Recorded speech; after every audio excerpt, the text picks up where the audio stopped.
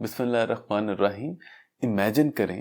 کہ آپ اللہ کے سامنے کھڑے ہیں اور اللہ تعالیٰ جو ہیں وہ آپ سے مخاطب ہیں، آپ سے بات کر رہے ہیں،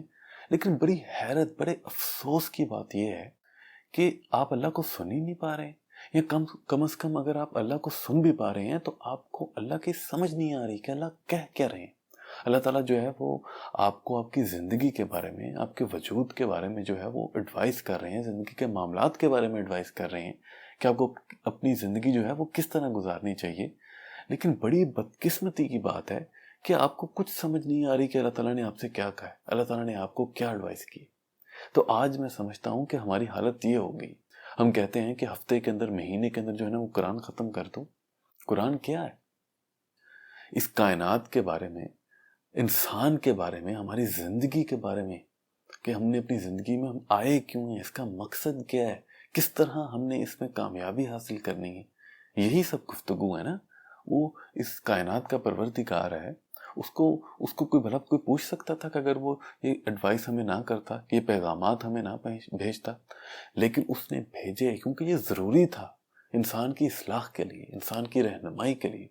وہ اپنے بہت سے نبی، رسول اور صحیفے، کتابیں بھیجتا رہا، اور پھر اینڈ پر اللہ تعالیٰ نے قرآن مجید بھیجا تاکہ قیامت تک کے انسانوں کے لیے جو ہے وہ ہدایت جو ہے وہ مکمل کر دی جائے۔ تو اللہ تعالیٰ نے ہمیں یہ کتاب دی، لیکن کتنے افسوس کی بات ہے کہ ہم جو ہے نا اس کو پڑھتے ہی نہیں، اس کو سمجھتے ہی نہیں۔ بس کہتے ہیں کہ جی قرآن پڑھ لو، جلدی جلدی سے عربی ساری پڑھ لو، ایک دفعہ ختم کر دو، 2 دفعہ ختم کر دو، 10 دفعہ ختم کر دو قرآن کو۔ لیکن کیا فائدہ ہو رہا ہے ہمیں اس قرآن کا جب ہم اس کو سمجھ ہی نہیں رہے، اللہ تعالیٰ کی ایڈوائس کو نہیں سمجھ پا رہے، جو اللہ تعالیٰ نے ہمیں دی ہے، جو اللہ تعالیٰ نے ہم سے گفتگو کی ہے، ہمیں اس کی سمجھ ہی نہیں آ رہی۔ مذہب جو ہے وہ کوئی رسم تو نہیں ہے کہ جو ہے نا آپ نے ادا کرنی ہے، بس قرآن کو پڑھ لو، نفل پڑھ لو، نمازیں پڑھ لو۔ یہ تو اللہ تعالیٰ کی ایڈوائس ہے نا ہمارے لیے کہ ہم نے یہ زندگی گزارنی کیسے ہے، اس میں ہم نے کامیابی حاصل کرنی کیسے ہے، ہم نے کن چیزوں کو اوائڈ کرنا ہے، ورنہ ہم گمراہ ہو جائیں گے۔ لیکن اگر ہم اللہ کا جو پیغام ہے، اللہ کی جو باتیں ہیں جو اس نے ہمارے ساتھ کی ہیں، ہم سب کے ساتھ کی ہیں، ہم اس کو سمجھیں گے ہی نہیں، تو پھر تو یہ بڑی بدقسمتی کی بات ہے۔ اللہ تعالیٰ نے ہمیں مائنڈ دیا ہے، ہم ہر چیز کو سیکھ سکتے ہیں، اسے سمجھ سکتے ہیں،